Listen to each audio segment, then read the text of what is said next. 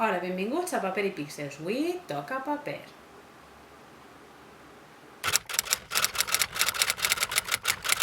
Avui vull parlar-vos del dia 3 de Cristina Duran, Miguel Ángel Giner Bou i Laura Ballester. Avui vaig a parlar-vos de la importància del número 3 en el llibre El dia 3. El primer 3 que ens trobem és, evidentment, el del títol, el dia 3, que fa referència a la data de l'accident de metro que ocupa l'argument del llibre, que és el 3 de juliol de l'any 2006, en què es va produir el pitjor accident ferroviari de la història d'Espanya. El segon número 3 són els tres autors que ens trobem. Tenim a la il·lustradora Cristina Duran, al guionista Miguel Ángel Giner Bou i tenim a la periodista Laura Ballester. El llibre El dia 3 es basa en el llibre de la periodista Laura Ballester, que narra tota la seva investigació periodística sobre el tema per la qual ha rebut premis. Cristina i Miguel Ángel s'ocupen de la visió gràfica, de donar-li vida gràficament a la història. A València són de sobreconeguts, són La grua, i tenen uns altres llibres que també us recomano moltíssim, Una possibilitat entre mil i La màquina de fren, que podeu trobar junts en un volum que es diu Una possibilitat. Narren històries molt personals, com la paràlisi cerebral i el procés d'adopció, i són persones que, si heu llegit aquests dos volums, estan, pense jo, molt capacitades per a agafar un drama humà tan gran com el que es parla així i tractar-lo amb gust i amb delicadesa. M'agrada molt visualment com està narrat, què ensenyen, què no ensenyen, les el·lipsis que fan. Un altre número 3, tot i que potser no és tan evident, però hi ha 3 blocs per a mi. Un és, no el llibre en si, perquè el llibre en si està partit en 7 capítols i un epíleg, i l'epíleg té diverses seccions dins. El que sí que jo consideraria el gruix del llibre, un dels blocs, i té un bloc davant i un bloc darrere, que serien, diguem, aquests 3, que són per a mi les guardes. Normalment les guardes són simplement decoratives, i solen ser iguals davant i darrere, i agafen algun dels motius del llibre simplement per il·lustrar i per fer bonic. En aquest cas, les guardes indiquen molt bé el principi i el final. Les guardes inicials són la plaça de la Mare de Déu de València, on es feien les manifestacions cada dia 3 de cada mes. Les primeres guardes, la plaça està buida. Després està tot el gruix del llibre, amb aquestes 7 seccions més l'epíleg, i en l'últim la plaça de la Mare de Déu està plena. És com aquest plantejament, l'obra, el gruix és el nus i el desenllaç és aquesta plaça plena. Un altre número 3 són els colors. Vaig a considerar que hi ha com 3 colors, perquè en realitat tenim blanc, negre i gris, però el gris és mescla del blanc i el negre, no? Diguem que el blanc i el negre i les seues diverses combinacions, perquè hi ha molta tonalitat de grisos, i el roig, seria blanc, negre i el roig. Haureu vist utilitzar aquest recurs del roig sobre el blanc i negre, per exemple, en aquella famosa escena de la llista de Schindler en què apareix la xiqueta amb l'abric roig i la resta de la pel·lícula està tot en blanc i negre, o podeu recordar pel·lícules com Sin City, en què també el roig és l'únic color que es veu sobre tot el blanc i negre de la pel·lícula. El que m'agrada de com està utilitzat així és que en cada lloc destaca una cosa distinta. De vegades simplement vol destacar una cosa dins de la pàgina, de vegades sí que té clarament aquest sentit de vida o d'esperança o de passió, en cada pàgina queda molt clar que està simbolitzant aquest roig, i de vegades el que vol és destacar coses. De vegades és el roig de la sang, de vegades són altres rojos que també fan bullir la sang quan es veuen, però el que m'agrada és que aquest roig va variant de significat i m'agrada molt el que està destacat. Després vos parlaré de les pàgines que m'han impactat especialment.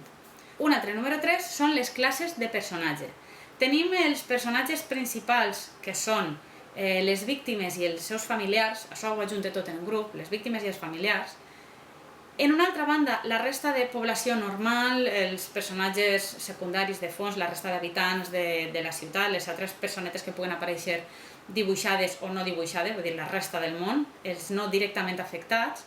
I un tercer grup, que és el sector oficial. En el sector oficial podem trobar des dels mitjans de comunicació els que han fet cas i els que no han fet cas, els que han donat cobertura o els que han ignorat, però sobretot apareix destacat el que són les institucions oficials a nivell polític.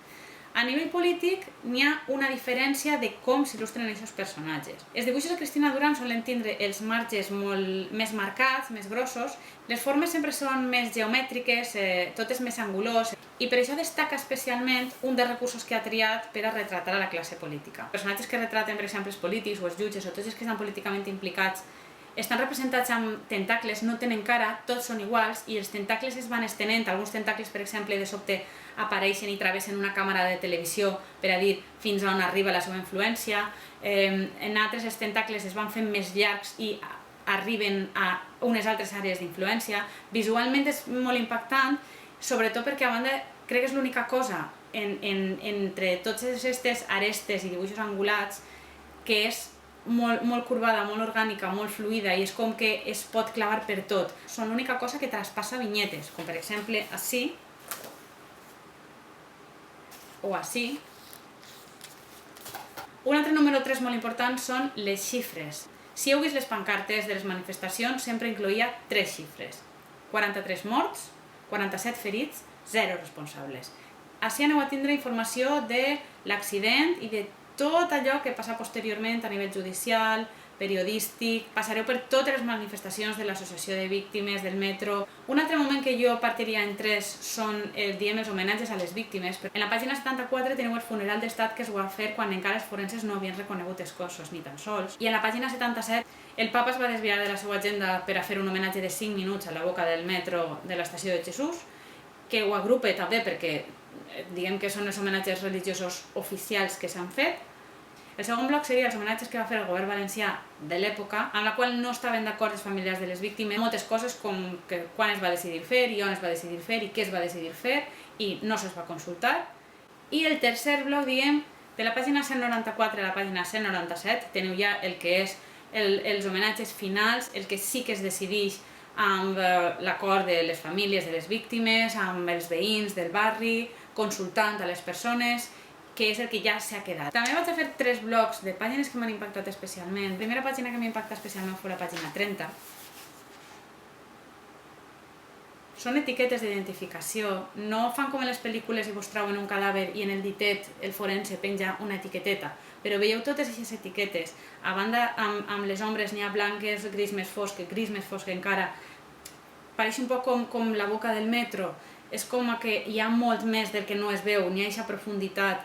M'agrada molt la perspectiva d'esta imatge, m'agrada amb quin gust està posat, i n'hi ha un munt d'etiquetes i en les etiquetes no posa noms. Es diu que s'estan intentant identificar i en les etiquetes posa la meva mare, el meu germà, la iaia, el meu pare. La segona pàgina amb què em quede és la pàgina 108, que per cert està també partida en 3 seccions, que és la següent,